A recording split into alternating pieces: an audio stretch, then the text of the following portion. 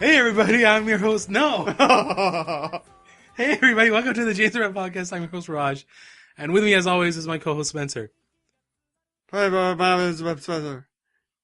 I am so tired. Why? What happened to you? I'm so tired. All right, so I made a mistake in that I went to a LAN party last night, which went very long, and I forgot I was actually opening at work this morning. So I got home. Well, the LAN went from like around 6 to 11:30 p.m. midnight, and then I didn't get home till 1 a.m. I had to wake up at 6 a.m. for work, but I didn't go to bed till like 2:30. I'm tired. I didn't get invited to the Are you still mad about that? A little salty, but knowing that Angelo took top means that I had no chance. So I'm okay. I asked Angelo, "Do you think we would have gone as far as we did if Spencer was top?" And he said, "Absolutely not. We would have lost first round." That's a rude thing to say. Everybody there was of a significantly higher level than you. I'm level 30. They're all level 32. You know what I mean? I guess so. So yeah, last night I'm the vice president of the games development club in my school. And so what a club does is twice a year, once in October, once in March, we host a LAN party. And this year this was our last year because we're graduating. And so we went huge. We had cash prizes for like multiple tournaments. Before we only did like 2 tournaments. We would do Dota and we would do League of Legends. But this time we did a Counter-Strike Go tournament, Smash Brothers tournament, League of Legends tournament, and a Dota 2 tournament. And there was one CS:GO team or Go game that went 2 hours. One game went 2 hours. Yeah. So the tournaments were pretty big. I split the league. I was the one who was running league. I split into high, low, elo, and then I joined with my own team, and we made it to the quarterfinals. And then we only lost because they hardcore banned me out. So Spencer can attest to this because he was there with me. The like a few hours before the LAN, I was practicing a new champion in jungle. I'm a jungler, so I was Look like, at your history. It's like a solid wall of Fizz. It is. Yeah. I was like, Spencer, I think Fizz is a really good jungler. I'm gonna try to play him. I think we won 5 games in a row when I was Fizz jungle, and I was like, yeah, I'm gonna use this at the LAN, and I did. Every game I played with him, I destroyed. I got so fed and I wrecked. So, and the thing is, Fizz is a flex pick because he can go mid, top, or jungle. So I would first pick him and they wouldn't know where I was going to go. So it was good. So get to the quarterfinals. Do they not get to see your summoners? No. Well, no, they don't. So we go to the quarterfinals and I'm like, there's no way. Like my entire team was like, nobody bans Fizz because he got nerfed. Nobody would ever ban Fizz against you. So it's fine. You could just keep playing Fizz. They first banned Fizz. And I was like, all right, that's kind of weird, but it's fine. I got plenty of other junglers. Next ban, they banned Vi. Vi is my go-to. Like that, I call her my sweatpants because I can always play her like really well. And I was like, this is bad.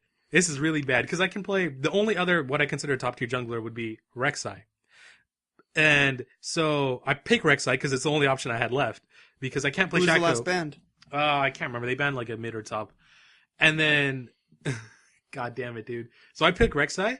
Their team hardcore countered Rek'Sai. Like I had never felt so useless. Like Who'd they pick? I can't remember. Oh. But like I think they had a Renekton top. They had an Ahri mid. They destroyed our top. Their bot lane. This is our problem. Is our AD carry can only play one AD carry. He can only play Ashe, and Ashe is probably your AD carry? Kieran. You don't. Okay. Celine Dion is his in-game name. Yeah, no, I played with him. Okay. He can only play Ashe AD carry. And Ashe is probably the worst AD carry in the game. But he makes it work by losing laning phase, but like having afterwards he's decent. But their bot picked a hard engage, so they just kept wrecking him over and over and over. So our bot lost and our top lost. Mid went even. Angela lost? Yeah. But the big thing is their jungler picked Diana. And the thing, I don't like Diana jungle because the way you're supposed to play her is you hard farm until level 6. And I don't like doing that. I like having early pressure. And if you play a jungle that hard farms to level 6, you have to rely on your lanes to win. And I don't rely on my lanes to win. Maybe that's why I keep having a hard time with my Tryndamere jungle. Because in order to be sort of pressure, I like kind of hard farm to level 6.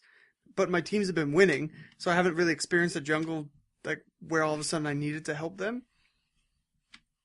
I don't know what I'd do because I rely on that rage, right, to keep me alive when I engage with him. You don't need level 6 to gank with Tryndamere. It doesn't gain that much. I guess so. Just invulnerability. Anyway, we got wrecked. We got hardcore stomped.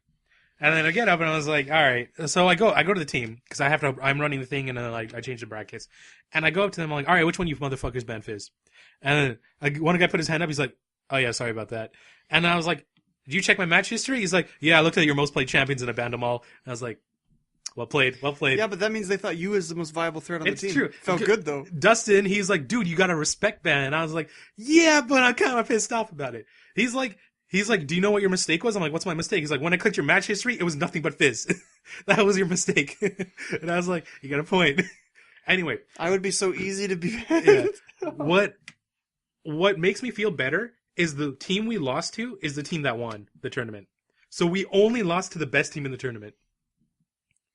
It's like in Ace of Diamond. Yeah, Ace of Diamond. Yeah. You only lost to the best, so don't feel bad. Yeah. Also, so in the last 2 World Championships of League of Legends, the top 2 teams in the finals have been a Chinese team and a Korean team.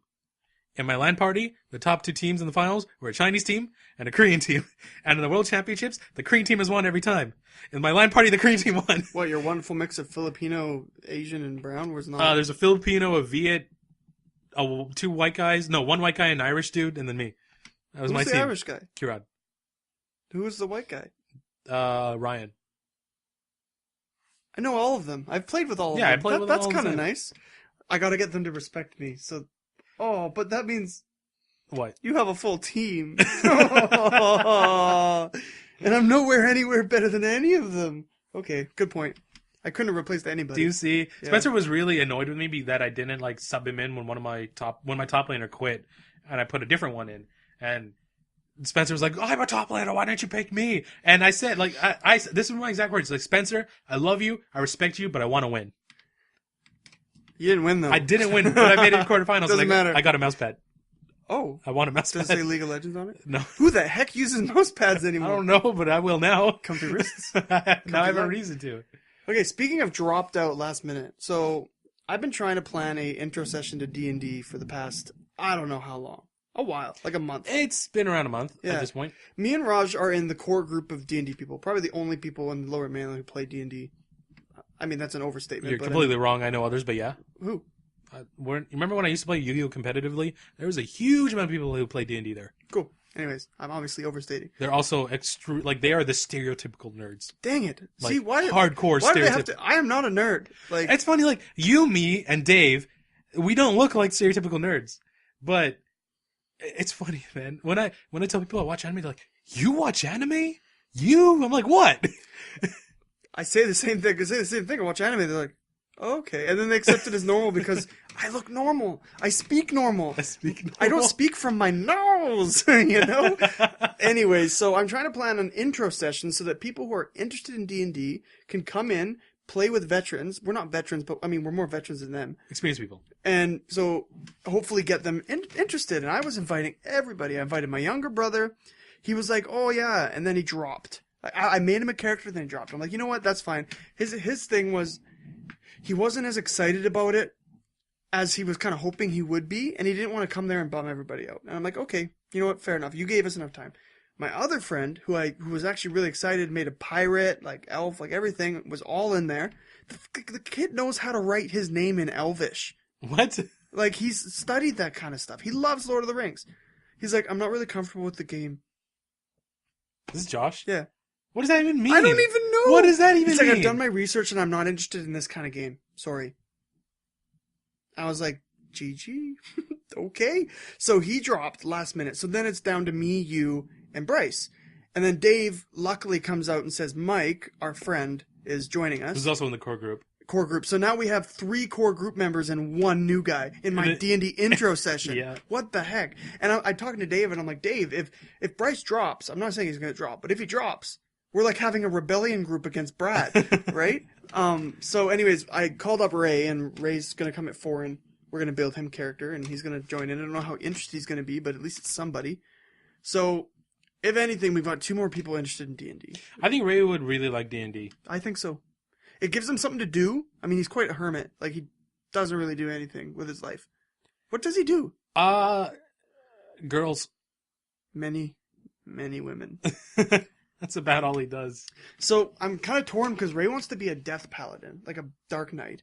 And Does that even exist in this game? yes, it's in the DM handbook. It's called an oath breaker.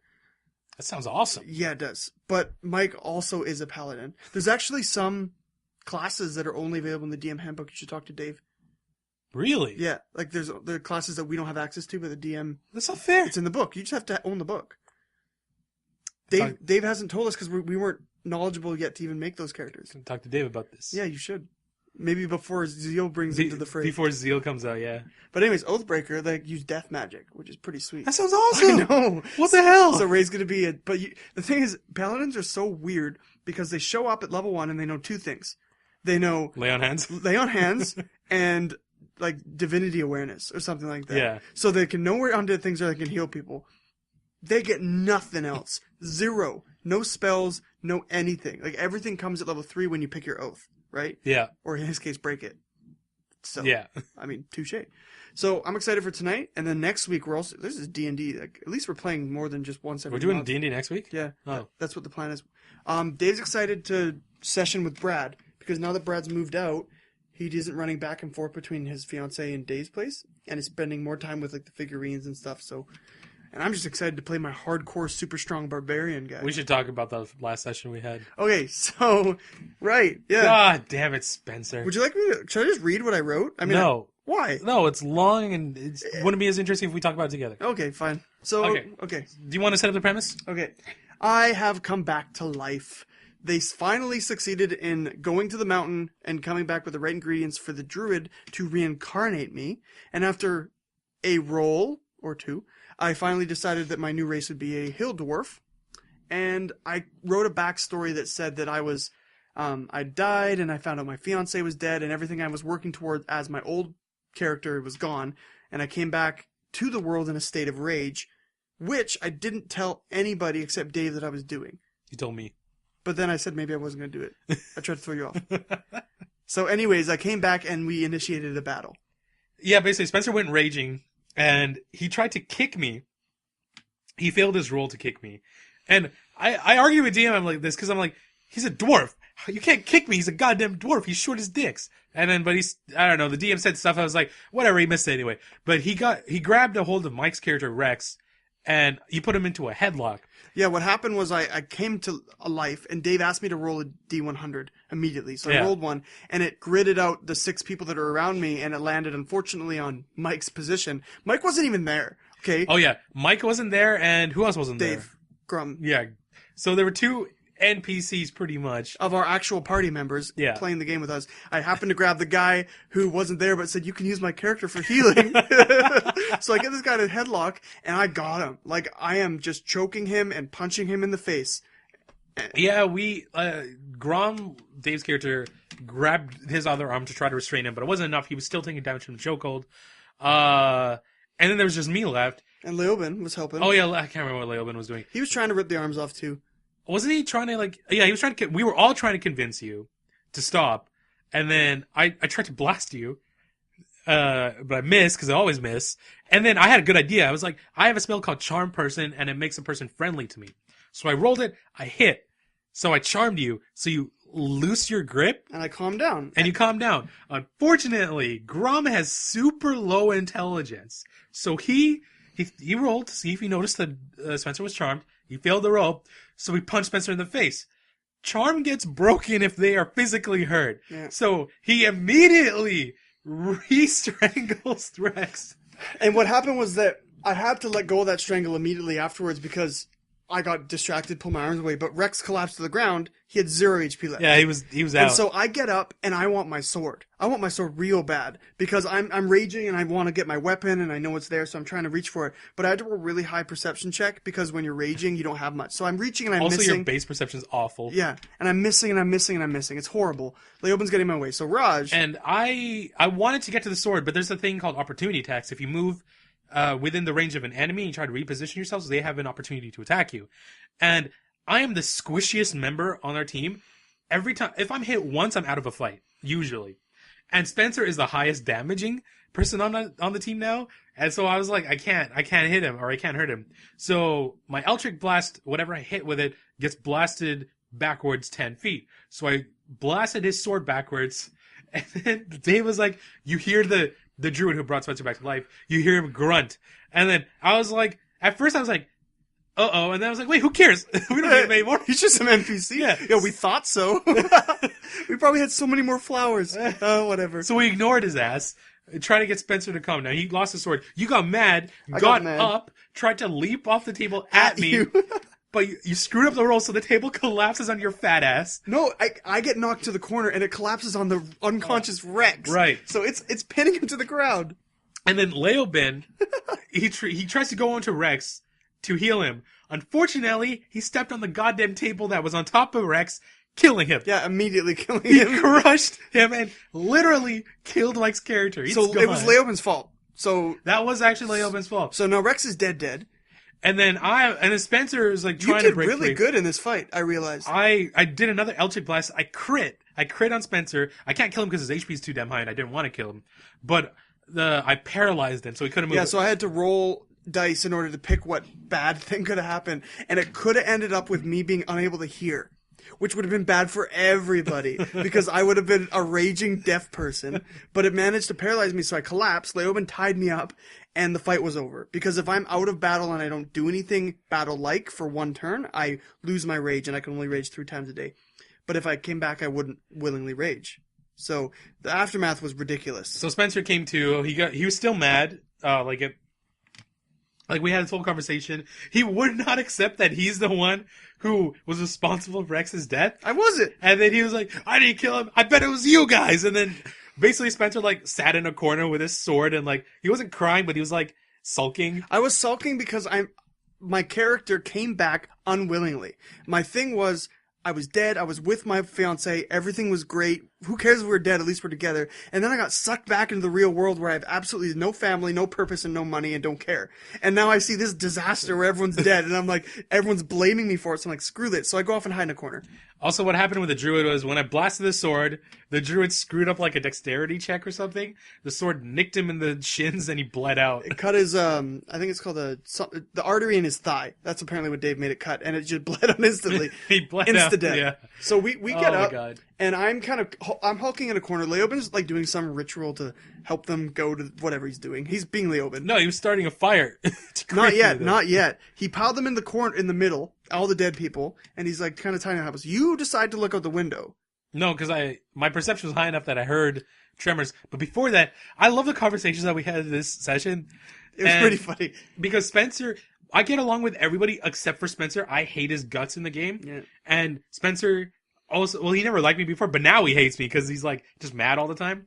And he was like, I never want to be brought back to life. And then I was just like, then just kill yourself. Just commit suicide. Here, I'll throw you a rope. Go hang yourself. And then you'd be like, I'm not going to do what you tell me. Yeah. We're getting nowhere. I'm I'm not going to come back. You'll just bring me back again. Is what he said. There's no point to any of this. So the house is shaking. We're freaking out. So we decide to leave the building because shaking is obviously not a good idea. You left because you were mad, though. I was like, screw you guys, I'm not walking with you. So in the overworld, I walk across a bridge. Okay. You guys are walking out. You're still in the building.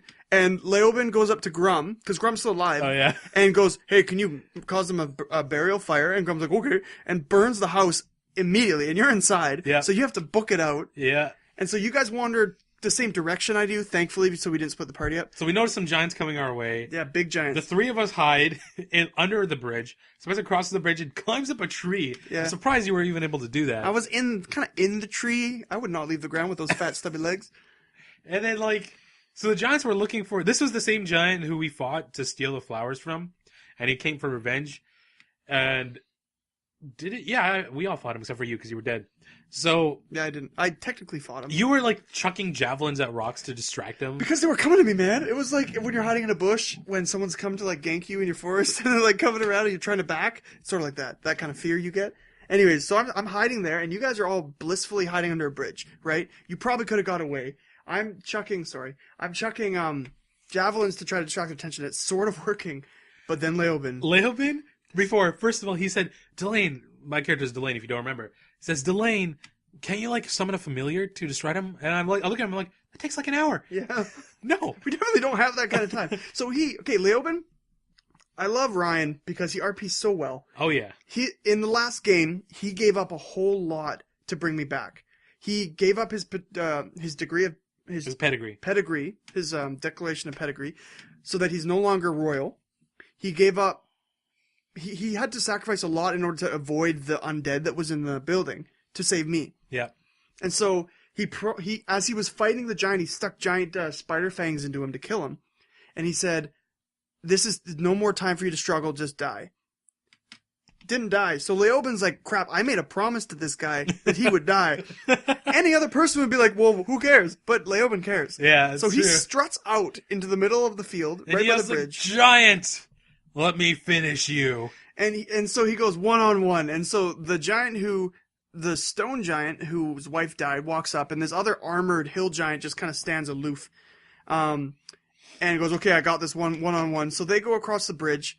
You run away. I book it. I run away because I don't want to die.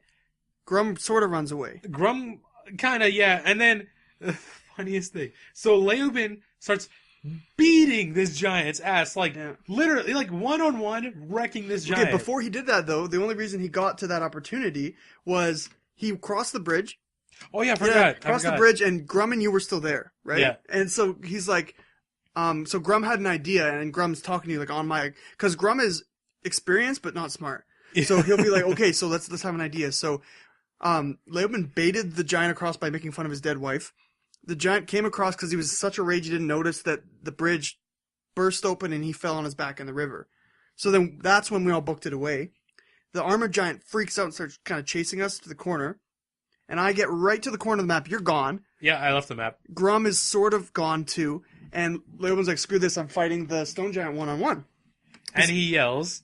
with a swing of his blade or mace or whatever it was, he yells, "For Barry!" And you know what? Okay, D&D is a magical experience. But I didn't tell a soul that one of my triggers for rage, I told me and Dave agreed that I could trigger my rage. And if one of the things that, I can usually choose to go into a rage mode, but one of the things that's an unstoppable moment is if I hear Barry. And Barry's my dead boar, the one that I love. The dead boar that I hated, and then I kicked off a tower. So when I hear the word Barry, I flip into a rage. And so I was just about to leave the map, and he goes, "For Barry." And I look at Ryan and go, "Are you serious?" He's like, "What?" I'm like, "Oh my gosh." So I rage and turn and start fighting the giant armor giant. Yeah. And you turn too, because you're like, well, I'm not going to just run away. No, I was hiding, and then I had a character moment where I was like, what's the point of being alive and having money if I don't have any friends to share it with? Because you had just gotten a lot of money, from me. I got a ton of money. You gave me all your money. Because I didn't care about it anymore.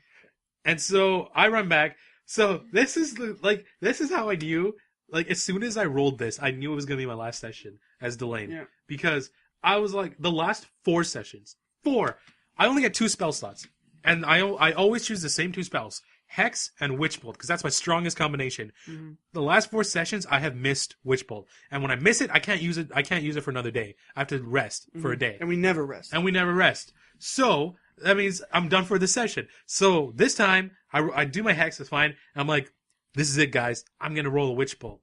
I did it. I hit the Witch Bolt, and then I was like, it's my peak. So the way Witch Bolt works is just continual damage. It's a dot, so every turn I do a d12 damage. Which is great. Super helpful. I'm discovering all of a sudden that I'm super powerful. I have a great sword, and because of the way Barbarian works, I can attack 2 different times, but have advantage on my attack roll. So I'm just laying the damage down. Heavy, heavy, heavy damage. Yeah, so Spencer would be doing, huge amounts of damage. I kept doing sustained damage. And Grum came in and started fighting too, but something very unfortunate happened to Grum. So mid-fight, me and Grum are kind of right in the guy's face, and you're kind of witch bolting him. I'm basically like the Emperor from Star Wars, behind the guy, just blasting him.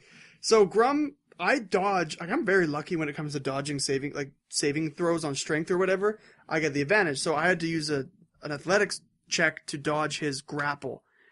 I dodged. Grum didn't. Grum got baned. So he got picked up. And this is because this only happened though because he critically missed. He rolled a 1 on his dodge. And the giant critically hit the grab, so he rolled a 20. So Grum got picked up, and back first dropped on the giant's knee, broke his back, or at least we assume so. Like Batman and and Bane. chucked him into the river, and he sunk to the bottom. Chainmail and all. See, now this is funny, because every time Dave rolled for Grum's turn, I would look at him, and he would look at me. But I wouldn't see the roll, but he would just look at me. Because Grum at this point is rolling saving throws to save himself. Yeah. We're way too busy to save this dude. So me and you go ham, kill the armor giant. It takes too long, though. I screwed up. I rolled a 1 on Yeah. one turn for my damage. If I had rolled 2 higher, he would have died 1 turn faster. But so then I had to take him down. So then you book it immediately to Grum, and I book it to Leoben. Leoben is one-on-oneing a giant. He almost single-handedly killed him. Yeah, and so I come in, I did this pretty sick thing where, like, I rolled an athletics check, I pole vaulted with my great axe, did a 360 flip, and then did a double slash on his back. I don't remember that. Don't you remember that? I think it might have been daydreaming. Oh, Dave did that for theatrics. So me and Leoben do damage, and we're just destroying this guy, and he dies too. And you are cradling Grum, and you roll. I get to the goddamn thing, the puddle. But before this, it's the way the turn order would go. I think it was the turn order part that matters for the story is it would go Spencer, Grum, and then me. Yeah. And like I said, every time it was Grum's turn, I look at Dave. So like after it was Spencer's turn, Dave looks at me and he says, "It's Delane's turn," and I was like, "Oh crap, I'm too late." By the time we got, I was like, at that point, I knew he was dead because he skipped his turn. So I rolled to pull him out. He's like, "You got to roll high because like it's chainmail and I'm a warlock, so I don't have much physical strength. I have very low physical strength. So pulling him out is going to be hard." I rolled a crit. My rolls in this fight were godlike. Mm-hmm. I rolled a god crit. And they said, in Dave's words, you pull him out and throw him onto the shore. Worst nightmare for a spinal. The shore, by the way, is a cemetery. He landed on a grave. Dead. He was already dead and he landed on top of the grave. This isn't Dave. This is just the map we were playing on. It's just how it happened. So you run up and I'm like, "Do you need help?" And you're like, "Yes, I need help." So we're booking it and we use our turn to run there. It's your turn again. And you come up with probably the most ingenious idea. This is after the giant's dead, though. You killed him. Yeah, we killed the giant. So he's dead. We confirm it. And then I go out of character and I said, "Does anybody know how to how do you say that word? The defibrillator. That thing. Does anybody know how that thing works? Because this group is like 3 lifeguards, right?" Yeah. So, and then you tell me it's like electricity through the heart. And I'm like, "Witch bolt is lightning damage." And I'm like, "Dave, can I witch bolt his heart?" And Dave's like, "All right." Wait, technically you couldn't have done that. Don't worry. Don't worry. You were out of spell slots. I know. Oh, jeez. Don't worry about it. Oh, well, whatever. He said I have to succeed 3 checks: Arcana, Medical, and I don't remember what the third one is. Performance. So I have really high performance and really high Arcana. So I rolled those 2. I think I got above 20 on both of them. My Medical is 1. Yeah. Plus 1. So I was like, this is a hard one. Mm-hmm. I rolled an 18. Oh yeah. So I witch bolt Grum back to life. Meanwhile, I brought him back from the dead. Me and Leoben are letting you do this because it takes a little while. That's impressive. You managed to. Dave was like, "You know what? All things aside, oh my gosh, like he's alive, but his back's broken. Yeah. So he's pretty much a cripple, and you brought him back to life. And so my character is just pissed. Again, you bring someone back when they shouldn't be brought back. So I'm like all pissy because now he's my friend, but his back's broken, and I know it's going to be a pain in the butt. So I go. And like, kind of mulling this over, I'm not really trying to do anything evil. I go and raid the giants because Grum's now okay. And I was so annoyed. We all raid him of stuff. I get the giant's belt of strength. You get a bag of fuzzy Pokeballs. Was that in that fight? Yeah, it was. Yeah, I got a bag with like it has like fuzzy balls in it. If I throw it, I roll a d20 or something, and it turns into a different animal. So it's basically random Pokeballs, which is awesome. I love Pokemon. So then you got that, and then I think someone. But then there was this. And I also got the jug, but this was after. So there was the jug, and I was like, "Oh, this is a different jug, though." No, it's the same jug. Oh, really? Yeah. Okay, so I grab this jug and I go, "Grum, you need water." So I run up to Grum and I give him the water, and Dave goes, "Uh-oh, roll a d10." And I'm like, "Why?" Roll it. So I rolled the d10, and it happened to stream 20 gallons of salt water into his mouth, drowning him again, and he died. After my amazing god crits and god rolls, you drowned him. And we almost fell off the couch laughing. Like, the amount of laughter that was happening and Dave just looks up and goes,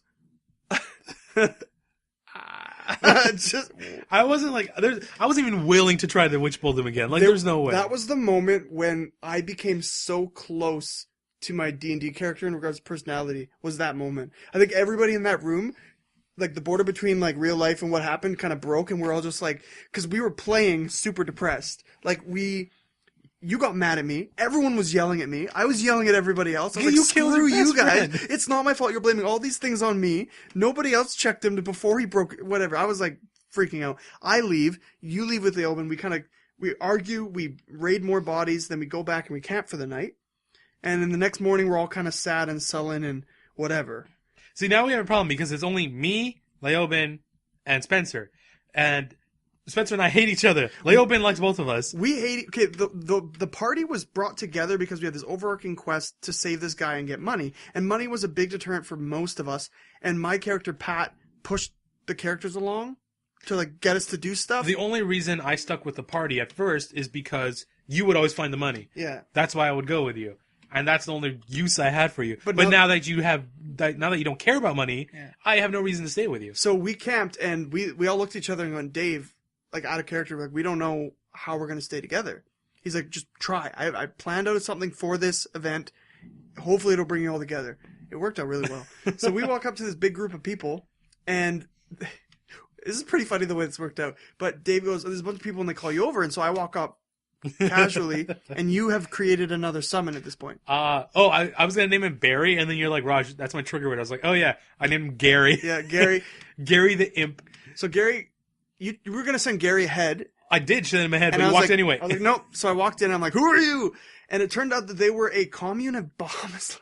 And Bahamut is the god that Leoben so devoutly serves. And Leoben, his face, Ryan's face was just like, oh baby. So he goes up and chats with them, and apparently the 2 giants we killed were of a big group of 4 giants that we were, that were picking on these guys.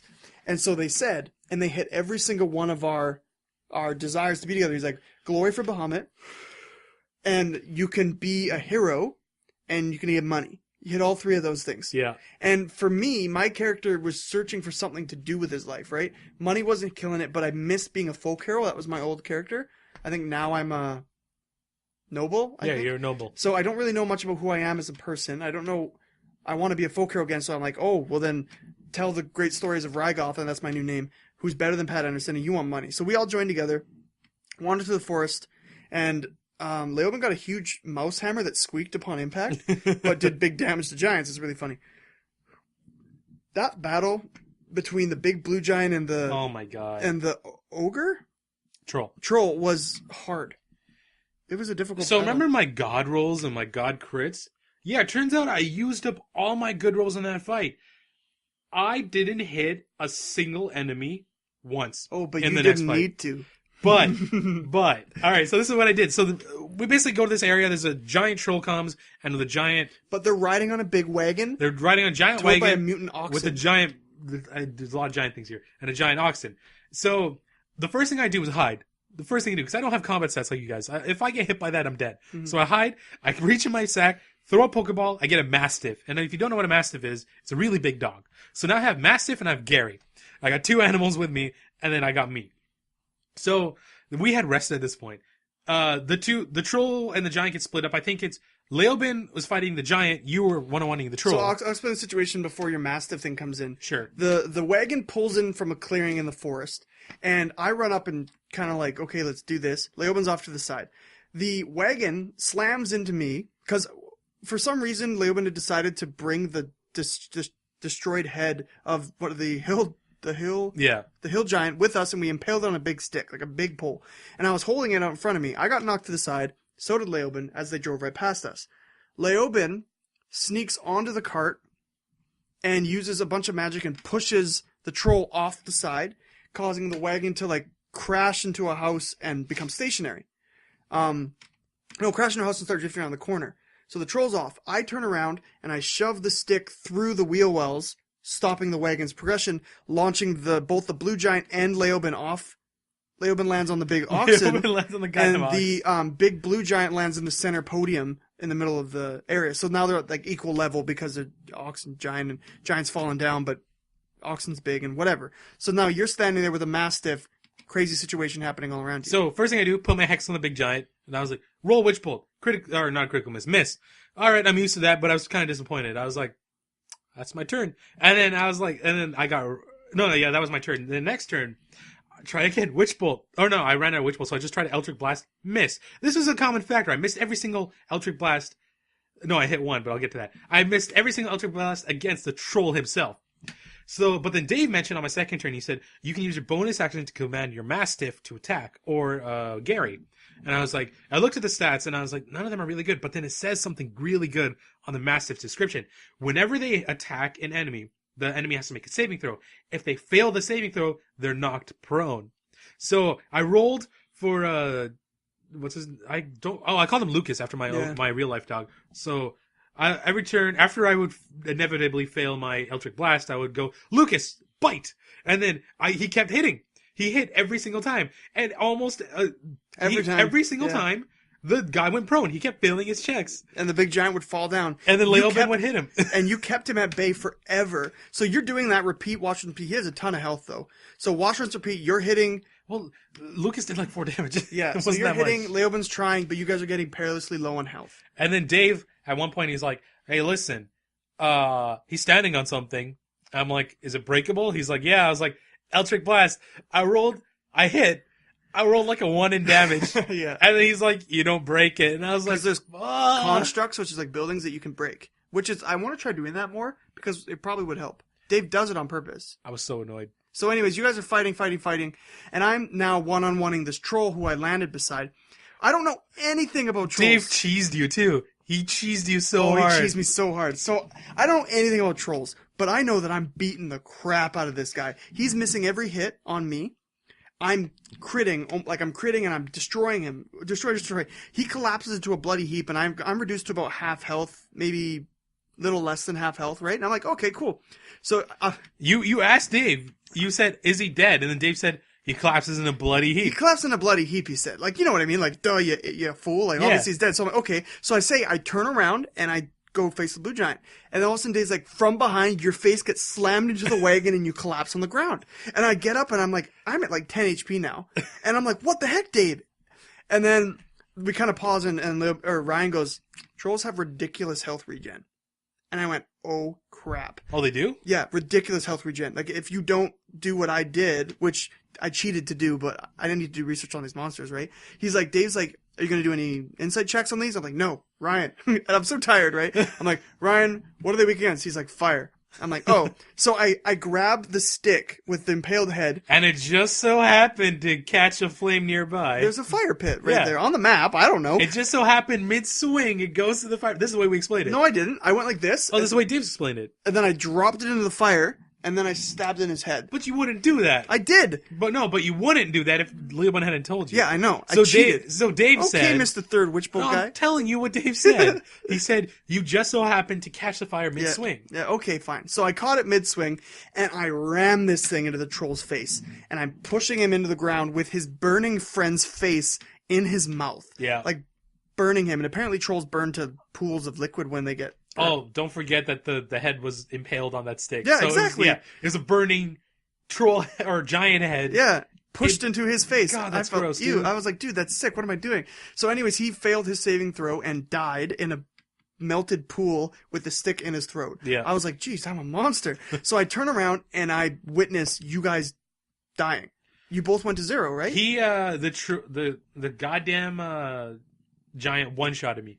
As I knew he would, because I'm squishy as all hell. He did one attack, and it did exactly my HP. Yeah. And I was like, I put my dice down, I took out my phone, I turned on Reddit, I was like, I'm out. So remember that you have to go more than double your HP your HP maximum negative in order to permadie. In other words, I have 20 HP max, he did 20 damage to me, he would have to do 40 to permakill me. Exactly. So he didn't get permakilled, he just got unconscious. In the same turn, Leoben also got unconscious. So I'm standing here facing the blue giant at 10 HP, and Dave's like, and I'm like, oh crap. So I charge in there, I do 2 giant attacks, and apparently you guys did a lot of damage to him, and then he dies. So he's dead. And Dave's okay, you use medicine to heal them. Apparently Dave just was just like, okay, whatever. So you guys come back to like 1 HP. Leoben shares the love with his lay on hands. And the coolest thing we got from this session was camaraderie. So it doesn't matter really, we'll explain that at the end, but me and Leoben became comrades. You also got better terms with me and Leoben. Still hate you. but not as much. We also gained a giant wagon, a giant oxen that we are now traveling around. We finally got a vehicle. And we're calling it Rex's Rickshaw or just the Rickshaw. I'm not sure what we're going to call it yet. I thought, well, we named the bison Grom. Yeah. After the one who died. And then, something like Rex's Rickshaw. Rex's Rickshaw, which we might just call it like Rickshaw or something like that. But it's like a giant motorhome because giants lived in it. So we rode this thing all the way back to Leoben's Inn, which he owned in Mudsport or whatever. Which is where all the people went. And we had a big party, and we were relaxing, and... They paid me, I got even more money. And I became famous, or at least they said they would, even though they only visit other Bahamut people, but let's not talk about that. Among Bahamut people, you'd be famous. And we went well, and you decided to... I decided to retire Delane because I looked at my gold, and I had a ton. I had, like, over 1,000, which is a lot of gold in this game. Yeah. You start out with, like, 10 gold when you first start playing. So, I had a lot of money, and we never really spent money on anything anyway. But... my character's thing was her backstory is she's in great debt because her sister was kidnapped and made a slave, and so she bought her sister out of slavery, and she got into debt that way. So now I can pay off that man who I owe money to, and then I have my sister's freedom and my freedom. And then Delane's got no reason to stay. Like, she can go live happily with her sister, and I can just end it there. So we finished the night with Leoben and me sitting in a bar, drinking. I'm a new person with a new mission. Leoben is my only one that I remember who's left alive. And 3 mysterious figures were sitting in the corner of the bar, ready to join. Which is my new character. You, Mike, and Dave. So our new character is ready to go. And that's how we're going to start the next session. Yeah, one interesting thing is you said this was the perfect time for me to do my anime death, which I wanted to do, or go on without me. And I said, I would, except I hate you. Yeah. I would never sacrifice myself for you. And that was D&D. And that's the end of Delane. Pat Rygoth, actually, is... I really like him now. He does a ton of damage. I'm really glad Leoben didn't die. His character is probably the most... He's the most fun. Fun. And I want to become a more fun character, too. I just got to figure out how to do that. Let's talk about anime. We're 42 minutes into this podcast. Yeah. We're not going to have much time for this. We will. But we'll figure it out. I'm glad I can finally shake off the shackles of Delane. Me too. I like that character, but the 2 spell slots thing, Dave said it best. Like, it works good if your party takes rest more often. It's a short rest character. You need a short rest party. But our party is always long rest, so it just doesn't work. I didn't care. I don't have any spells, right? So I would only ever just fight. I can stand in the middle and just hack and slash, right? So I don't need to rest. Really? Yeah, but everybody else was long rest based. Yeah, and you're a short rest based, so... Which is something I wish he would have told me before I started. We were new. Now that we're better, you and Dave and Mike could all put their heads together and figure out like the best team comp based on me and Leoben, right? So monks are also short rest based, but they have more slots and they just do more damage outright, I think. That's why I like it. All right, let's talk about Animu. Animu. Starting with, as usual, Parasyte the Maxim, episode 21, Sex and Spirit. Also known as the episode where my boy Shinichi finally gets laid. Yeah. Yeah, Shinichi. Congrats on the sex, buddy. Congrats on the sex. I have one complaint about the sex scene. The complaint is not that they did not show enough. That's not the complaint. The complaint is he said, I love you after he finished. It's kind of in the wrong order, don't you think? Usually you begin with, I love you, and then you bang him. Are you kidding me? Depends on what she did. God damn, dude. Okay, anyway, so... Was that in your vows with your wife? You'll get a I love yous depending on how well you do? Yeah. God damn. To orgasm do us part. Oh, God. Okay, so we, Parasyte the Maxim, we end up with the finale in the building, and we're beginning to see that parasites are weak. Humans can easily destroy parasites. Miggy's afraid. With the exception of Goto. But Goto is the alpha predator. He is the god parasite, pretty much. There is nobody yet, and I don't see how they could. I mean, flamethrower. Yeah, I mean, that's been dropped around a lot, but whatever. His head got dropped off a roof, too, so he didn't think about it hard enough. You know what I like about Goto? Is that while he's fighting people, he explains why he does things, so that maybe they'll take advantage of it, and then, maybe they'll, hurt him? No. He got hurt, though, right in the side. Barely. So Shinichi's breaking down. He's beginning to become very, very, very afraid, and for the first time he panicked when Miggy was sleeping. He wasn't actually sleeping, though. He hasn't had to be afraid since he's been reborn. Because since he's been reborn, he's been able to fight parasites on his own if he had to, or at least live against them. Goto's the one exception. Like, I'm pretty sure I said before, Goto is his boogeyman, just like Shinichi is the boogeyman of all other parasites. Yeah. Mayor was human. Did not see that coming. Did not see that coming either. I think he's dumb. I think he's a complete idiot. Well, I mean, I think he believed in his cause and died by it. Yeah, he shouldn't have. His cause was retarded. The Umigawa killed his... I expected that to happen. We all expected it. He's a killer. I mean, why would they let a guy like that loose in a chaotic environment? He's just going to run away. Yeah, it's a bad idea. Yeah, it was a really bad idea. Whatever. He even took his cuffs off. Jeez. If they were only going to use him for vision, then they might as well just cuffed him. Right? But that guy was a sucker. So we should really figure out that Glasses Cop's name, because this is like the third week in a row we don't know it. But I think it's Himura or something like that. Harima, Himura, Glasses... God, we'll figure it out for next week. I'm sorry. Glasses Cop, he knows that Shinichi's hiding something about Goto. He's like, you know about that ghoul. And she's just like, I had no idea there was a ghoul that strong. I didn't know. Parasite. Oh, did I say ghoul? You're Tokyoing it up. Damn it. I mean, they're similar. They're pretty similar. I didn't know there was a parasite that strong, I swear.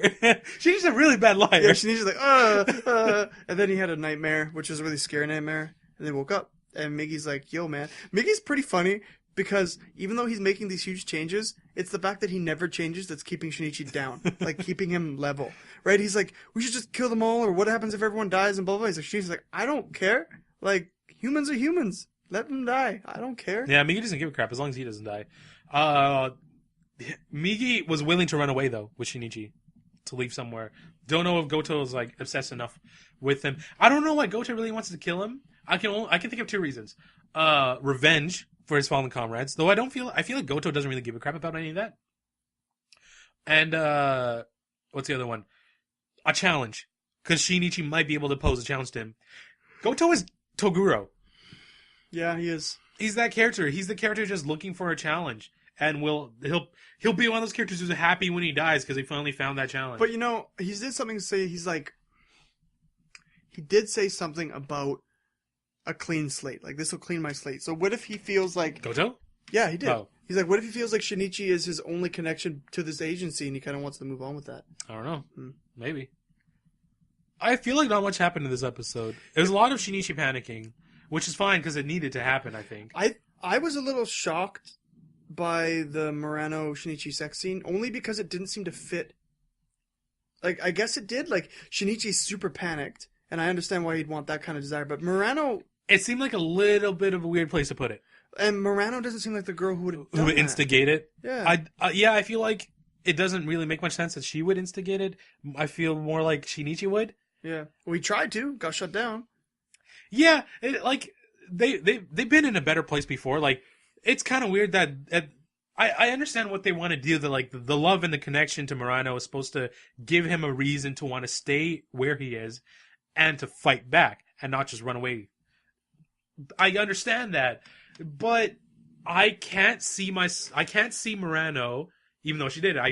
It just doesn't make sense to me that her character would see Shinichi panicked and say, "I need to have sex with this man." You know, I don't care how much you love him. It's just it doesn't seem right. He needs a fresh batch. She's like, "This is a good time for me to lose my virginity." He's really scared. No, I don't see it. It doesn't make sense. Plus, first-time experiences between first-time people, it's not very relieving. It's kind of stressful, actually. I disagree. You probably didn't have a first-time girl. I can definitely argue that I can, or I have. I mean, it's pretty obvious. Come on, Spencer. I mean, I don't know, man. Sorry about that, folks. Let's move on. This is a conversation for another time. Spencer and sex instead of sex and spirit. Sex and the Spencer. Kuroko no Basket, episode 58, if I'm reading that correctly.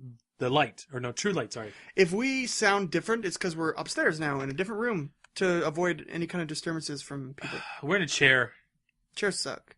Yeah, we're used to couch. We could have sat in that chair together. No, thank you, dude. Okay. Kuroko. So Kise erect, as he should. Yep. Stops using his thing, because he has to save it for the last 2 minutes of the game, as he should. Mm-hmm. Typical Kuroko But pattern. Kagami's warming up. Why? Where did this come from? His engine? Yeah. Where did this Kagami needs to warm up thing come Listen, from? it's an athletics thing where like you're kind of stiff at the beginning and then you get warmed up and they're just tying it together with... That's never happened to Kagami before. Yeah, whatever, man. Do you remember in the very first game where they fought Kaijo, or whatever the school's name is, he went ham in the very first quarter. Yeah, but he's not zone ham, it's just ham. Zone ham is different. I feel like they're just making this up for no reason.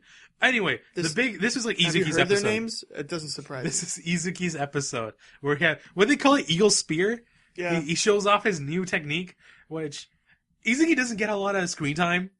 He doesn't need a lot of screen time. He's not that interesting of a character. The other character was funny though, the coward. Furi. Yeah. Yeah, I love Furihara. I love him because his name is awesome. Furihara looks like a main character. Do you want to know why? Because he's the best looking out of all the characters. Yes. He's drawn so handsomely. If I didn't know any better, I would think he's the main character of this anime. Just based on looks alone. But I'm glad he got to play. Because I remember being benched in a sports team and then actually getting to play. Like, it was a big moment. And it makes sense that he was afraid. But I liked it. I like how they did it. They used him to calm them down and figure it all out again. I mean, they over-dramatize it, of course, because it's a sports anime. But, yeah. I mean, whatever, right? Still makes sense. Yeah. Yeah. I don't think any of the other guys that you're shaking the mic. I don't think any of the other guys are actually going to get any playtime, though. Bald guy and the guy who never opens his eyes. Who cares? I mean, technically, I didn't care about the furry either until today, but... Furihara is probably the most lines out of the three of them. That's because he inspired them. Did anything else happen in this show? I don't remember. Kuroko's so good when I watch it, and then when I think back to it, it's like nothing happened. This is why I think we should stop talking about it in the podcast. Just like we don't talk about Ace. We just kind of mention if good things happened. It's as long running as Ace is. We're talking about Baby Steps, though. Baby Step was different. It was actually like there was drama in there too, like, which made me like it less. There wasn't that much drama. Anyways, if you don't think we should be talking about Kuroko anymore, I understand. Because I'd rather not talk about it either. It's something I just want to watch by myself and be like, yeah, man, did you see that? Oh, it's so cool. And then we stop talking because the more we talk about it, the more we realize. You got a point. Kuroko's just like, hey, did you see that? Yeah, that was awesome. That's it. That's all you can say because there's no story in Kuroko. Okay, I'm just going to get rid of it. It's okay. Okay, moving on. You say the next one. 7 Deadly Sins, episode 19, The Spirit of Courage. This is episode 20. Spell of Courage. The Spell of Courage. I can't read from here. I'm tired. So, apparently, out of nowhere, what's his name? Gil Thunder. Being held hostage by an invisible demon. No, he wasn't. No, okay, he wasn't being held hostage, but he was fighting for the kingdom because the princess was being stalked by this demon. Yeah. And she was under the danger of being attacked. Yeah. And that's why he couldn't do anything. It makes sense. It came out of nowhere, though. But it makes sense. They flash back and he said, I am stronger than any of the 7 Deadly Sins. But you can't do that. You can't, make some, okay. If I start saying, Spencer, please, at the end of every sentence, and then 30 podcasts from now, we have a flashback or whatever, and then it's every time, and we had when we were 10 years old, you would whenever you're in danger, Raj, just say Spencer, please, and this whole time you'd be you've been in danger for the last 30 podcasts. You know what I mean? You can't just make up a reason. No, you can't. Way down the line and it'd be it makes sense. This is anime, and it's Meliodas, and it's Gil Thunder, and it's 7 Deadly Sins. It was dumb. I liked it. What wasn't dumb is that Gil Thunder destroyed Hendrickson. He's dead, right? He must be. Yeah, I mean, he doesn't exist anymore. He got incinerated. That was so good. He got stabbed and then incinerated by lightning. And Gil Thunder even knew that he was the one who killed his dad. He got wrecked. Oh, he got destroyed. And we totally called that Merlin was the girl. Yeah, well, I didn't think Merlin would be a girl. A girl. She's dressed, Well, okay, here's the thing. I expect any girl in this anime, I kind of expect to be dressed like that. Come on. Yeah. But, I didn't expect Merlin to be a woman, that's all. And I expected it. So she's the one who knocked Meliodas out, but way back when. Mm-hmm. She'll have a reason for it. She's going to have some things to say, that girl. She's OP magically. This team is very strong. It's okay, you can full count. Who are they? The main bad guy just died. He'll come back. Maybe. If the demons don't get released, I don't see a point in them being strong. Speaking of demons, that's where Bon is right now. He's in the demon room. Oh, he went down there? Yep. What about Hawk? He's also in that room. Is he? Yeah. Oh, I didn't know he was in that room. I thought he got warped to another dimension kind Don't know of what thing. they're going to do there. And the king's alive. I was wrong. I'm sorry. I thought the king was dead. Remember we had that argument about the king dying? And I said he died, and you said no, he didn't die? I don't remember that argument, but I'm glad I was right. I mean, remember when I said that he was alive and you said he was dead? Dang. We still haven't seen King Arthur's, like, power, though. He sucks. King Arthur was like, forced me to use my power. He got wrecked, and then he got beat so badly he couldn't use his power. Exactly. What the hell is that? I don't know. How are you a king, you loser? He's a Bishonen. He is a Bishonen, ain't no lie. And he's also a Meliodas fanboy, from the looks of it. Also, I mean... Who isn't a Meliodas fanboy? I love this anime, alright? This anime has great moments. But Gil Thunder calling Meliodas my hero, in I can't remember if he said it in English or Japanese. My hero! Regardless, is one of the gayest things I've ever seen in my life. Like, it was pretty gay, I'm not gonna lie. Was there knob touching? No, not that kind of gay. Oh. The other kind of gay. The stupid kind. I'm sorry if we offended anybody on the podcast. I mean, it shouldn't be. Oh, what? What? I'm not saying gay people are stupid. It's a different kind of gay. Oh, okay. It's two different kind of gays. Oh, like a stupid gay. Yeah. Like that's gay. Not homosexual gay. You know what I mean? Yeah. There's like also a happy kind of gay. The derogatory term about gay. Huh? Okay, moving on. Tokyo Ghoul Route A, Episode 9, City in Waiting. This is a pretty big build-up episode, but still a lot happens in it. Shout out to Juzo for having the greatest paper airplane throw of all time. Oh, absolutely. It goes across the entire city. Yeah, and then just in time to pass by the screen so that our wonderful main character Kaneki can understand. Who, by the way, stands out like a sore goddamn thumb in a city of black with bright white hair. Yeah. Anyway, he's been saying Devil Ape all these years, and it's true. He's actually a badass. Yeah. He's a legitimate, awesome ghoul who can kill. It's great. I thought he was just full of it. Yeah. But he's actually the devil. He's actually a boss. Yeah. I love how, I don't know either name. Oh, Koma-san's the ape. I don't know the dog's name. But I do love how when she talks to her people, her group, she just says, die for me. She treats them like dogs. It's awesome. Yeah. That's so cool. So remember when I was talking about Foreshadow 1 or 2 episodes ago? Yeah. Do you remember when they were busy? Yeah. On Teku? That was their group. All the people in the shop were the baboons and the dogs. Oh, really? Yeah, that's why I said that foreshadow's great, because I recognized them all. Oh, they were all visiting. Yeah. Oh, okay. To prepare for this battle. But how do you recognize them if they all died? For the manga. Oh, they went into more face detail? No, I just remember it.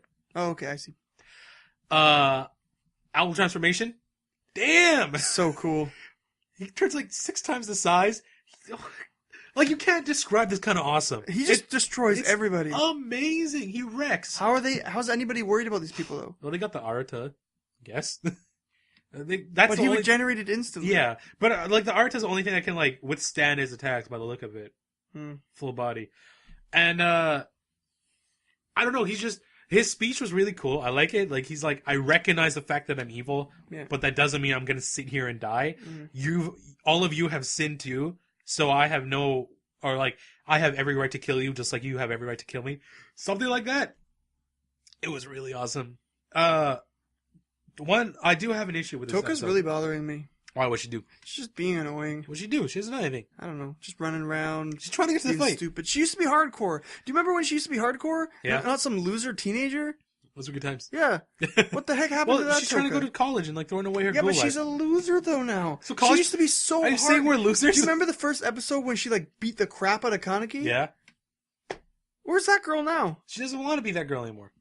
But anyway, the issue I have... Okay, so Route A is supposed to be a completely different take on the manga. Like, it's supposed to be a completely different side. This episode is page for page, panel for panel, almost the exact same. There's one difference. This chapter is the exact same, even the lines they say. There's one difference, and that is Toka didn't leave home in the manga. Yomo just stopped her. He didn't let her go to the fight. And the issue I have is this arc is where the manga ended.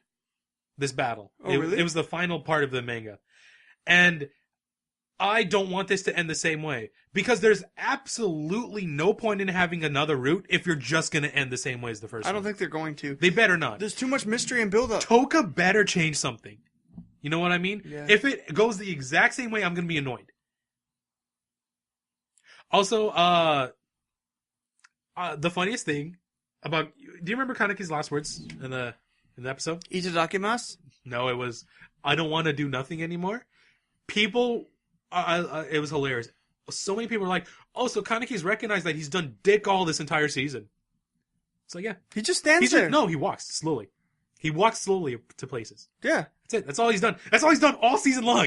And then got beat up by some ninja. So Who was that guy? hasn't showed up? He showed up more times in the manga before this battle. So, this feels like a disconnect. Like they're like, it kind of feels like the creator was like, I like this part of my story and I like this part of my story, so I'm gonna just put them together and then we'll figure it out from there. You know what I mean? And it doesn't fit. I'm having issues with this. I don't want it to follow the same way as manga. Like, I know a lot of people are like, oh, it doesn't follow the manga. It sucks. It's not supposed to. And it better not, because then it's dumb. But it just feels too disconnected. The story elements feel too disconnected. There's not enough cohesion. It doesn't flow as well as it should. No, it doesn't. The animation on the upside of this episode, better than ever. Yep, absolutely. Incredible. They were obviously saving for Mr. Owl. And there was no censorship. There was censorship. When? Koma beheaded a guy, but you couldn't see it. Obviously, I missed that. I was rightfully censored. Okay. Oh, yeah, and Black Dog is fighting Vash the goddamn Stampede from Trigun. Yeah, he is. Yeah. And then Koma's fighting freaking General Armstrong from FMA. Yeah. It's this, like, Yeah. what is it called? Like, Well Mind or something. Yeah. And it's like, Armstrong? You're in this And anime? Vash, yeah, he has the same, like, outfit. You see what I mean? Yeah. They're like, let's just bring Vash and Armstrong into this show. Trigun was It'd be a good series. Could not watch past 3 episodes. It was so good. I got really bored.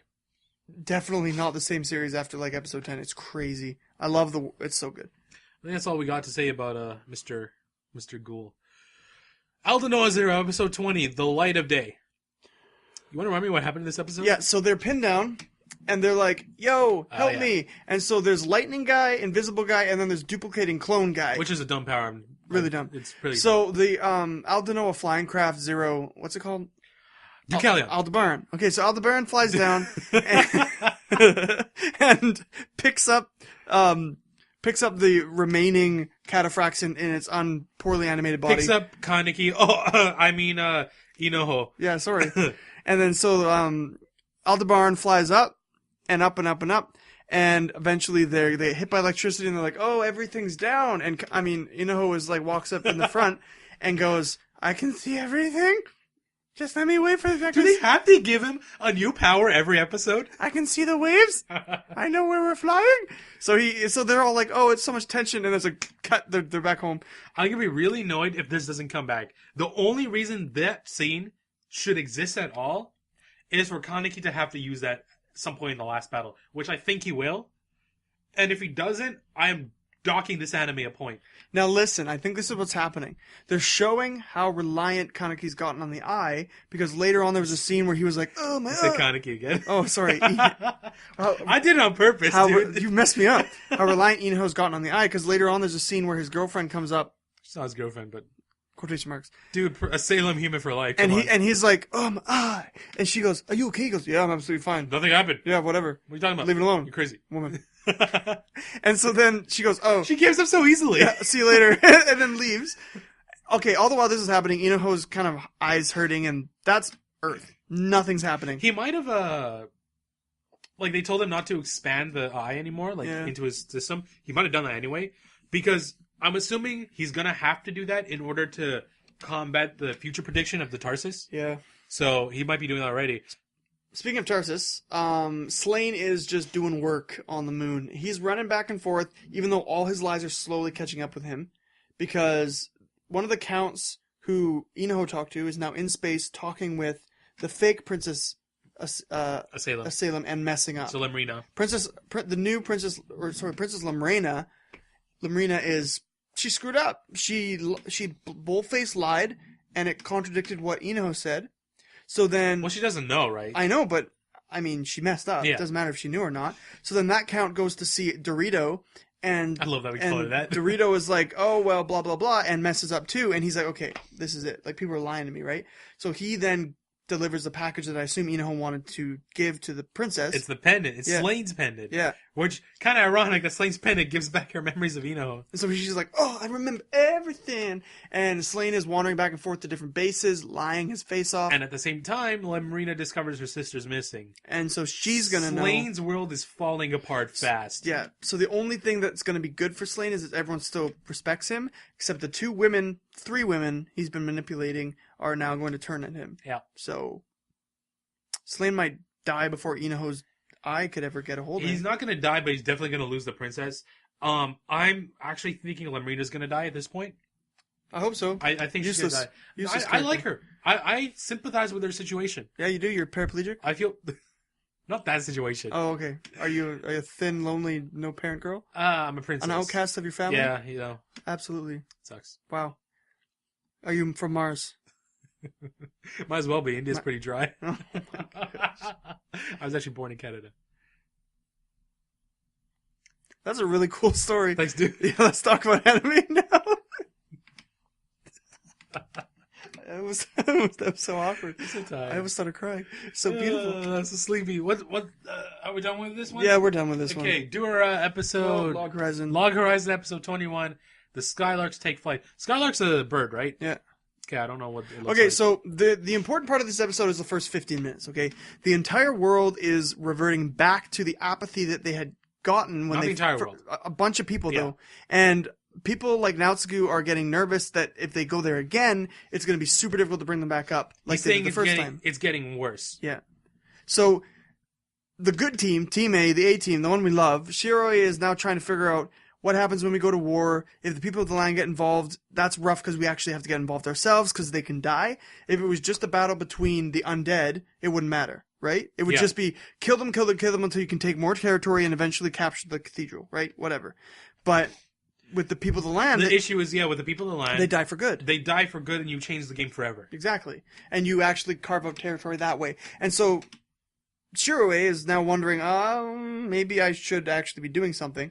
Then we cut to random crap that doesn't matter. This whole episode. So okay, we cut to C Team, which we don't even need to talk about. It was absolutely useless. C Team is like, oh, that girl was chewing her nails. She's suffering. And then Rudy's like, you can talk to me about romance. And they're like, and then that's... I hate it so much. That's the end of that freaking arc. When they see the Odyssey Knights walking, and then fucking Toya is just like, I couldn't reach him. And I said, of course you can't! A retard can't reach him! What is wrong with you? Yeah. Why would he listen to you? You're retarded! Yeah. You are genuinely special! Well, he is. He's a paraplegic. Oh, sorry about that. Anybody who listened to this in a wheelchair, I love you. Oh my gosh.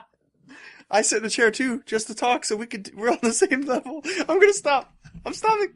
Toya, you are legitimate. Okay, so then I honestly, at this point, think he's legitimately retarded. And then we flip to B Team. He might have autism. Which or is Downs. the girls of Water Maple. Do you think they test for that in Log Horizon? No, they probably don't. It's EXP based. If you don't level, you're just done. Whatever. So the maidens of Water Maple and the tall Water Maple. the maidens of Water Maple and the tall gay guy are walking around. He's a maiden too. Come on. Okay, I'm sorry, man. I didn't mean to offend him. So they're walking around, and there's this apparently random dude seducing women with magic who looks like Rudy. Technique is he does look like Rudy. Yeah, his seduction technique is absolutely terrible. Will you be my cute bride? Be my bride. And then bride. he gets women, but apparently not the women of. He uses magic. So no, he got the Water Maple girls. Oh, did he? He got a couple of them. Oh, weird. And then I like how they don't get angry enough to fight back until he tries it on Shoryu? Yeah. Is that his name? Yeah, until they try it on Pretty Boy. Yeah. And then they get mad enough to beat his ass. Yeah. So that scene was just garbage. Then we cut to. But this is Okay. This is finally what I've been wanting because the barrier has been down for so long. Someone's doing something.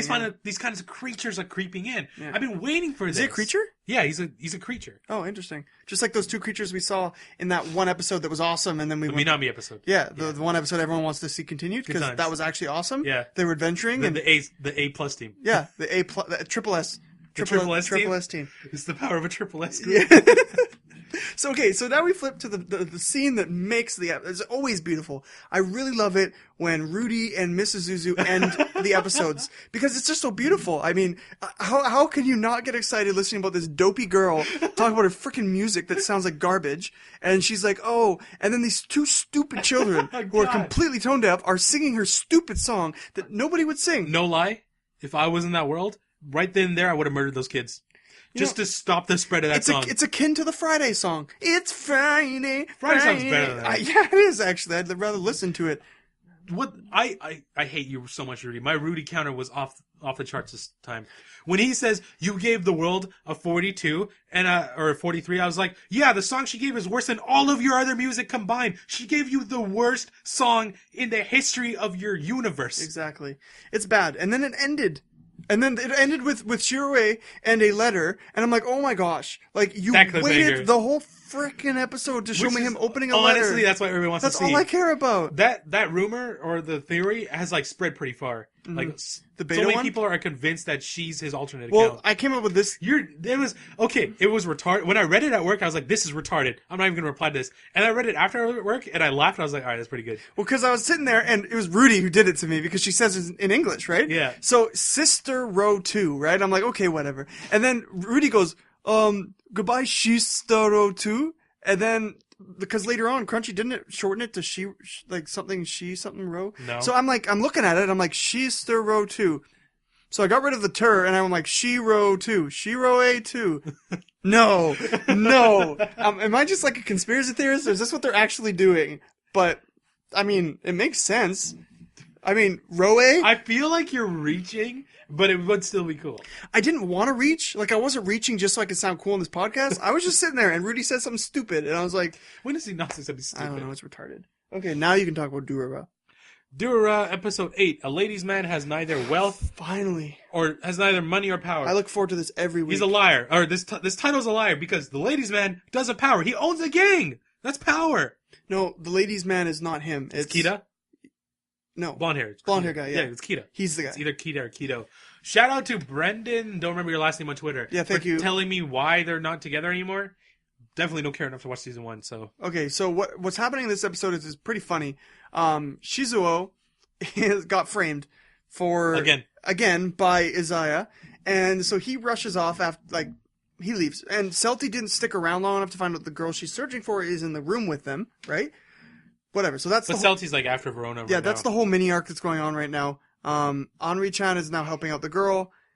Everything. So it's hard to explain to her because it all happens so piecemeally, but that's sort of the arc of the child.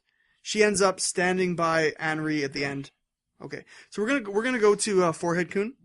God, I hate this kid. Okay, he is totally giving himself away. Because, like Isaiah said, he's totally looking for excitement and adventure in his life, right? So now, he's been asked by members of the Blue Squares, who are a subcategory of the Dollars, to be their leader.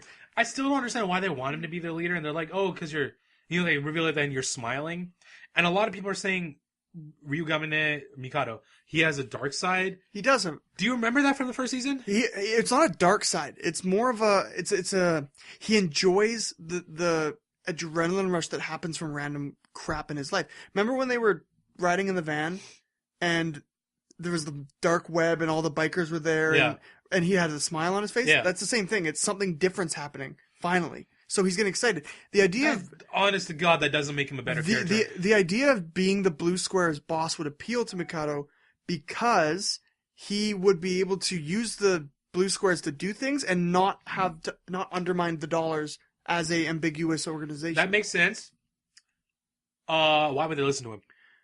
I don't know, because he was the one who made the Dollars. They in the first all place. look like they want to beat his ass. Oh yeah, constantly. These guys don't respect him. No, they wouldn't listen to him. But I don't see why, because Kita was the leader of the Yellow Scarves. Yeah. Always in conflict with the Blue Squares. If he becomes a leader of that, then they're going to even be... Wasn't Henri the leader of the Blue Squares? I don't quite remember. I think I was wrong about that. I think she just created an army of...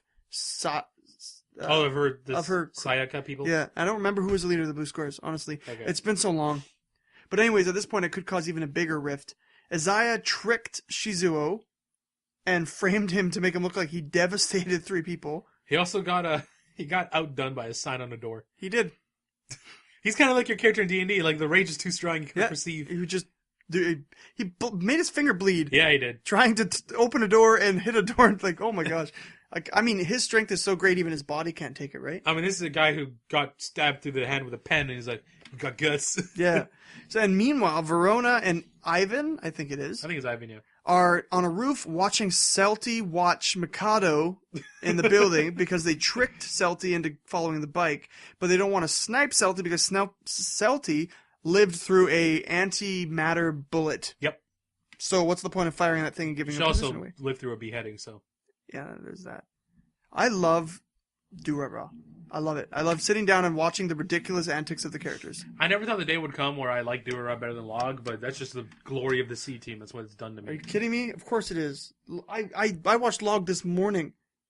A week after it was released. Oh yeah, absolutely. I do the same thing. I watched it like 2 days ago. I leave it to the last minute and then I watch it right before the podcast. I'm not gonna do it this week though, because this week is like all Shiro and I want to know what's in the goddamn letter. Yeah. So I'm gonna watch it tonight, but you know what I mean. Know what I'm saying? Your Lie in April, episode 20, Hand in Hand.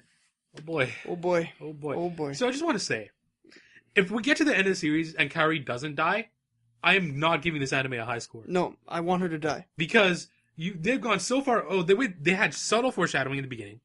They had not so subtle foreshadowing later. And now she's gone full on seizure. Yeah, that's harsh. If she doesn't die, I'm going to be pissed. You owe us a death at this point. It was a rough episode because it was really difficult watching Kosei go through all that. Like with the cat mirroring her and everything. Like he's doing his absolute best to save this thing and to save himself. And he's just like tunnel vision. Yeah, first he has to deal with his feelings with Watari. Yeah. Which Watari doesn't even like really care that much about her. So I understand. It's a tough situation though because he's just trying to be a good friend. He's never viewed himself with a high enough self-esteem to... I understand. I completely understand where he's coming from. And it's very easy when you're inside of the situation that you can't see that she loves you. That's real life. It happens in real life. It's easy for us because we're outside of it. Big props to... I don't remember her name. What's the other girl's name? Subclass girl? What's childhood friend's name? Tsubaki. Oh, Tsubaki. Big props for Tsubaki. Yeah. That confession. Mm-hmm. That was great. Yeah. I loved it. That was like if this was a classic anime or a classic romance series, that would be the confession of the anime. Like that was a great confession. I love the color palette. But it got passed under the wayside by him. Beautiful. He totally thought that she was just weird. No, but he doesn't like. He's still mulling it over. Yeah. Kaori's kind of clipsy because she's kind of dying. So Yeah.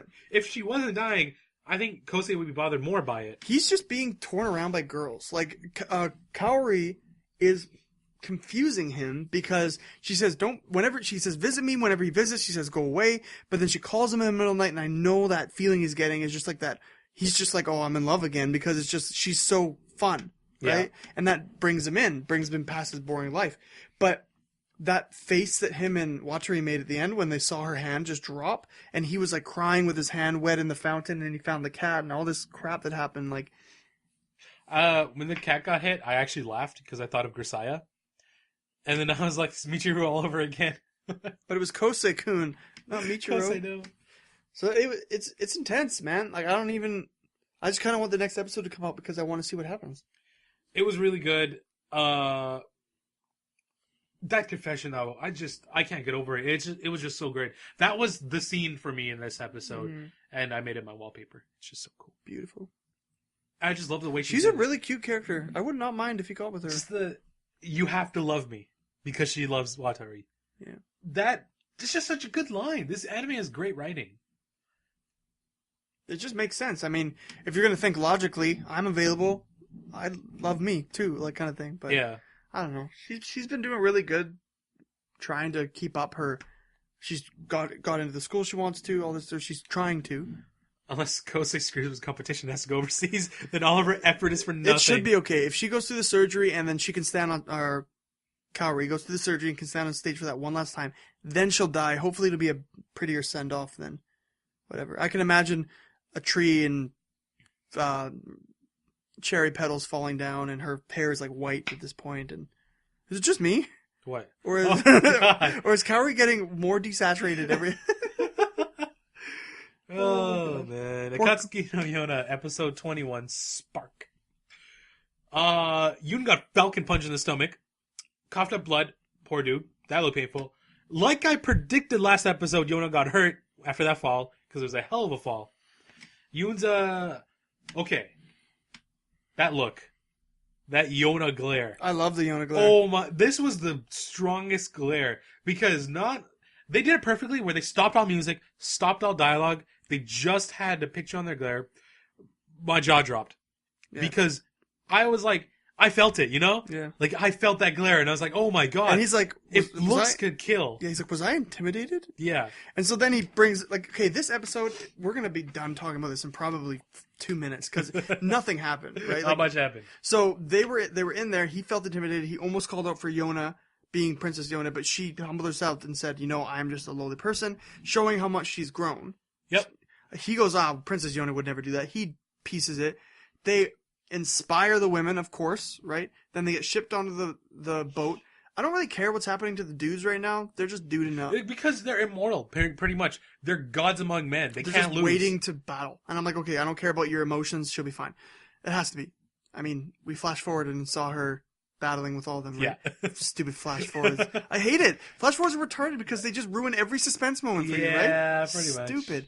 Anyways, so... Maybe it's a clone Yona. Okay, what I don't understand is the ending was illogical. So they finally get up, they go down, for some reason, they come up out of their dungeon, go out on deck, and then go back underground, or did they come out right where those guys were? They just came out. They didn't go underground. So their guys are all standing there, then they try to trick them with the barrels and just fail completely.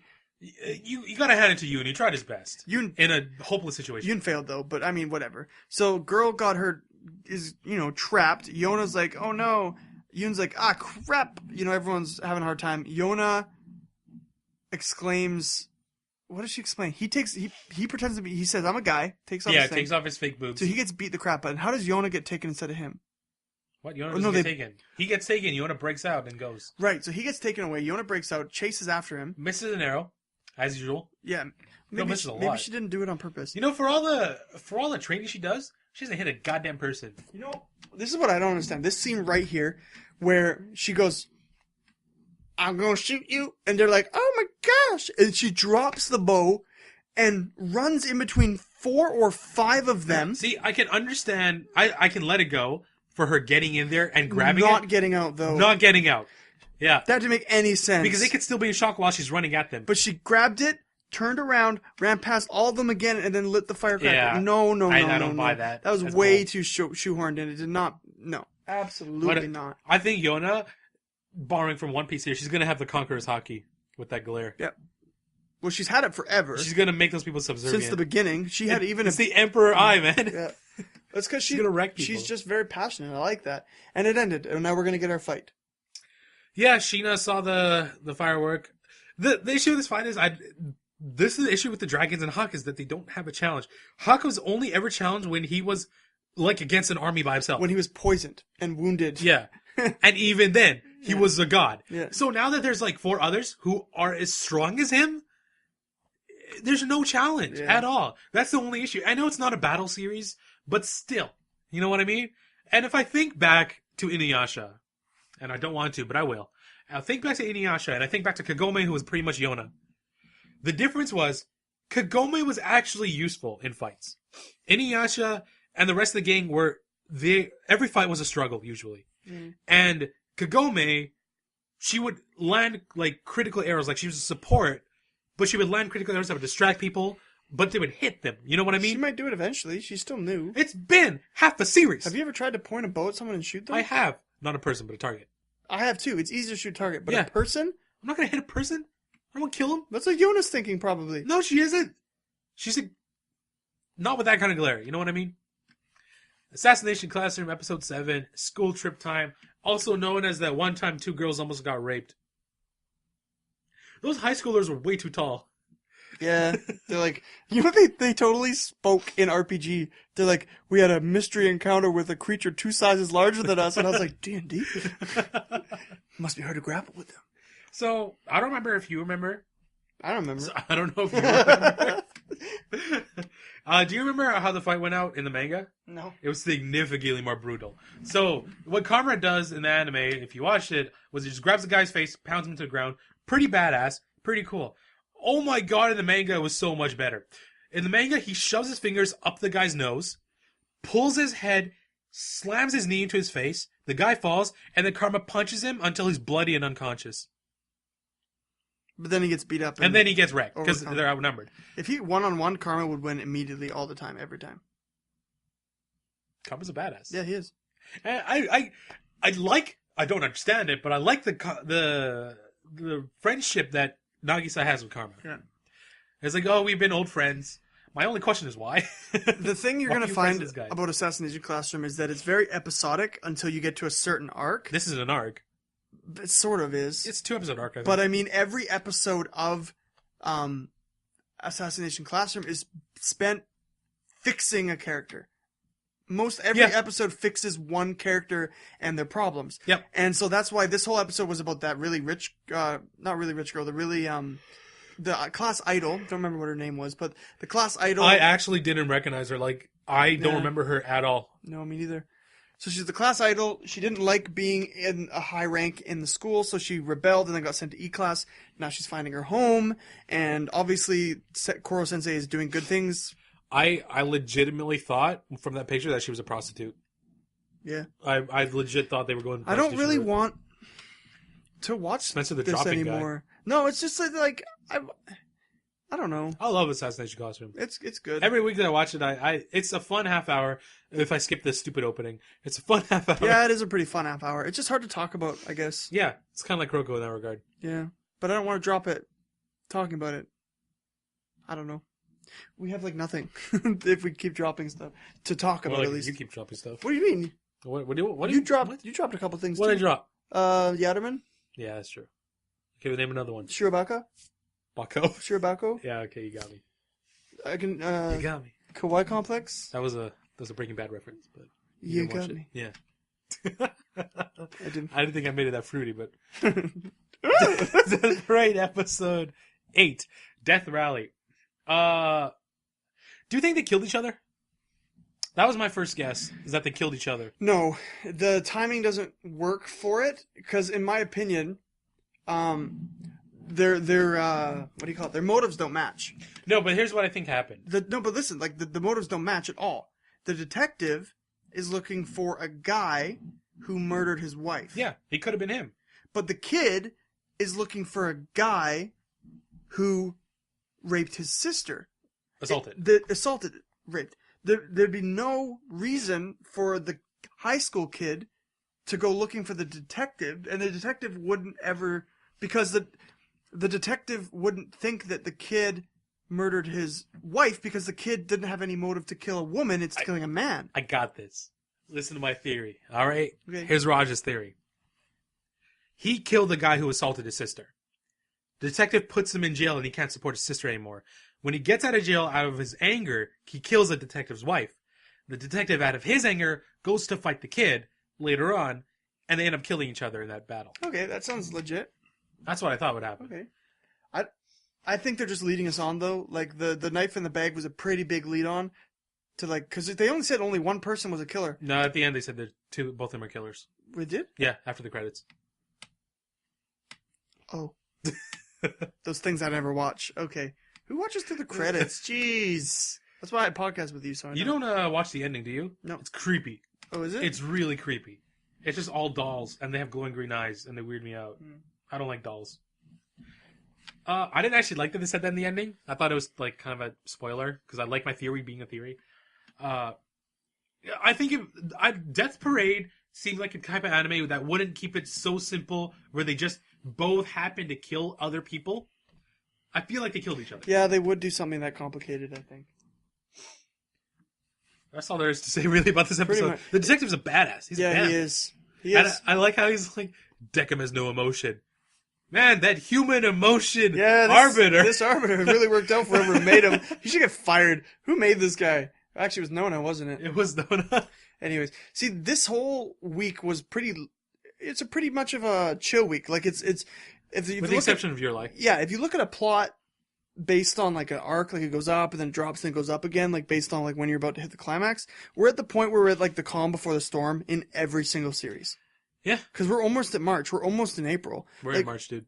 Yeah, we're almost in April. April's the new... March just started, dude. We're the first week of March right now. Yeah, we only have 4 episodes max. 3 episodes max left in these series. We can't almost be in April when we just started March. Yeah, but April is the beginning of spring, right? Season? Or is it... When does spring season start? I don't know. We're ending soon. So all of these series, unless they go into 2 core, are in that pool where they're just about to kick into the big episode and then drop off for the climax. You know what's coming out in spring? The Digimon. Fate Stay Night. And Digimon. Fate tonight better be good. Digimon. Damn it. Dude, I'm hungry. Just because Digimon's coming doesn't mean it's gonna be good. I'm hungry. Have you ever watched that movie? What? Do you not know where I'm hungry is from? No? It's from Too Fast, Too Furious. Oh. That movie is only worth watching for that line. Well, I'm hungry. He says it like 8 times. It's hilarious. Even at the last line he says in the movie, he's like, I told you, man, I'm hungry. I love that line. I miss you, Paul Walker. Although it was the black guy who said not Paul Rest Walker. in peace. Rest in pieces. Rest in Like your car. pepperonis. Like your car. Oh, buddy. Hey, speaking of rest in pieces, I hope Harrison Ford's going to be okay. He got lacerations or something on his face? I don't know. I don't know. He crashed the plane into a golf course. Oh, that's what happened? Yeah. Oh. Not gonna lie, that'd be a pretty cool way to die. He was trying to fly solo. There's lots of jokes. Dude, I was on Reddit and I was reading it and nobody took his crash seriously. Everybody was making a joke. Like one guy was like, yo, check it out. I got exclusive pictures of him being removed from the site. It's like a picture of like guys holding him in that like frozen form out of it. And I'm like, oh my gosh, this guy. Hey, did I ever tell you about the fan theory? Or actually it's like an old comic book that was made as a crossover between Indiana Jones and Star Wars? Yeah. Yeah. Well, I read about it on Reddit. Yeah, it's interesting. I thought that was really cool. It's like both his characters. Not him, his characters, but him. Yeah, I know. It's kind of sad. It's cool, but it's weird. And it's kind of sad. Like, he crashed on Earth, right? For those of you who don't know, Han Solo and Chewie were piloting the Millennium Falcon and went through a wormhole and crashed on Earth in the North American Northwest. And they crashed, but they got assaulted by tribalmen there and killed. And Han Solo got killed. I mean, you'd think he'd last through shots, but I mean, spears and stuff did him in. So he died. And in his last breath, Han Solo asked Chewie to, like, protect the spaceship and all that stuff. So Chewie now roams the Pacific Northwest as the Sasquatch, right? And protects the place. And Indiana Jones later comes up and finds the Millennium Falcon and his body, Han Solo's body, and it's kind of weird that way because they're both played by Harrison Ford. So. Yeah. Interesting. So Death Parade. We got nothing else to say about it. No, nothing. I'm excited for next week. Everything that is pretty much excitement for next week. Yeah. I mean, there's a couple exceptions, but those are for my Harem series. Which I have one that I want to talk about. Okay, you go ahead, but we have to wrap up soon because That's the last thing to talk about. I have to eat and we have to get ready for D&D soon. World Break. So, World Break. There's a rule in anime is when you're going to try to assassinate the main character of a harem series is you don't send a young, beautiful girl to do it because she inevitably joins that harem, which is what happened in this case. And this girl, I don't remember her name. It's the like, Russian? her name is like Alina or Alicia or something like that. Ichan, Russian girl, she, her entire purpose or her like motivation was her brother. That was her motivation to do everything. Turns out memories of her brother were faked and like implanted into her. So she freaks out. She's going to kill herself. Moroha, the main character, says, I'll be your family. This is why I like Moroha, is that he's a player. Like, he plays a harem the way it should be played, where he goes after every girl and he doesn't care. And so, like, the one girl's like hurt and he hugs her, he's like, I don't know what I would have done if I lost you. And then he goes to another girl and he goes out with, like, he literally goes out with, on a date with this girl. I'm like, Moroha, you're awesome. Like, this is how you should do a harem anime. In real life, you'd be a scumbag. But in anime. Right. Yeah. In anime, it's okay. Anyway. So, he hears about this, like she's being used by the Russians. They've done all this terrible stuff to her. And at this point, he's become pretty good friends with her and he really likes her. So she's gonna leave for Russia. He uses what has been dubbed the date rape spell. Cause he hugs her, says a few magic words, and she passes out. Like, just like that. She passed out. The date rape spell. And then, so he's one of the 6 heads, or I guess there's 7 of them now. The 7 heads. And they're basically like, there's a triple S-class ghoul. It's pretty much the same thing. Like, triple S-class of their powers, whatever. They're called saviors, I think. And there's like 1 per country, except for Japan. They have 2 because of Japan. And the anime was made in Japan. And so he's like, he calls the one of the UK's, I don't remember his name is Edward. And he's like, hey, Edward. And then Edward's like, oh, hey, he calls him Jack. Hey, Jack, you never call me. He's like, yeah, I want you to do me a favor. And Edward's like, what? He's like, I want to go to war with Russia alone. And Edward's like, oh, fuck. Because Moroha is so strong, he can wipe out countries. No, weird. And then you can't stop him when he wants to do something. And so Edward's like, oh, shit, dude. No, please, don't do it. Can you not? Well, it makes sense though. He's pissed. Yeah. They messed with his harem. You don't do that. Also, there's a law. Of course, there's a lolly, but she's like a legit like little girl. Like she's like 8 years old. And then the Russian girl asks the girl, she's like, what are you to Moroha? She's like, future harem material. It's pretty funny. Cultivating the youth. That's pretty funny. I'm not gonna lie. I love World Break. You love harem. I do. I just love Moroha because he's a badass and he just wants to kill. He doesn't give a shit. He froze an entire mountain to beat one dude. He killed all of the life on that mountain. He didn't even kill the guy. He just stopped him temporarily. Sounds like he's kind of dumb. Moroha's awesome. It was the best spell he had at the time. Also, this anime follows Power Rangers formula, where every fight ends up the same way. Moroha starts fighting somebody. He starts winning, starts losing. He remembers something from his past life, which is usually a spell or a move. He says, I remembered. And then he uses said move and then wins the fight. It's been that way for the past 6 or whatever episodes. Sounds like a wonderful time. Yeah, I guess so, whatever. The anime makes fun of itself, though. Like, they say how dumb it is that he has to remember things to beat people. I don't know. I like self-aware anime. I like Harem. That's all I got to say. Me too. Let's end this bad boy.